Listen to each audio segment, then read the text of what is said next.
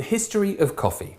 Now, there is a whole wealth of books and information available online about the history of coffee, but I think it's important for this course for us to talk about the heritage of coffee, where these beans came from that we so easily hold in our hands now. The word coffee, and I will pronounce this wrong, derives from the word kahwa. Now, kahwa means wine, and originally coffee means, if very loosely translated, dark wine. Now, coffee origins are rooted in Ethiopia.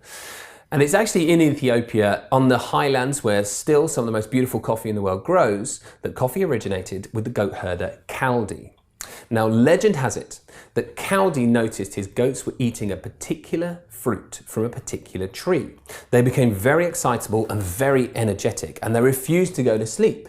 So he gathered up some of this fruit and he went to the abbot at his local monastery, and the abbot made it into a drink. And then the abbot realized that it kept him awake and him really energized through the long evening prayers. And it was in the Arabian Peninsula that coffee houses began to spring up. People were drinking coffee at home and in these coffee houses. And what happened was, in the coffee houses, people were sharing cultural ideas. They were sharing knowledge. They were sharing entertainment and commerce. Thousands of pilgrims came to Mecca every year, and they were introduced to this new drink, and they took it back with them across the globe.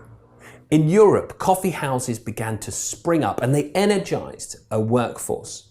Some of the most famous companies in the world were founded in the coffee houses of London, the most famous of all being Lloyd's of London. After Europe, the Americas. It was after the American War of Independence that coffee really spread to North America.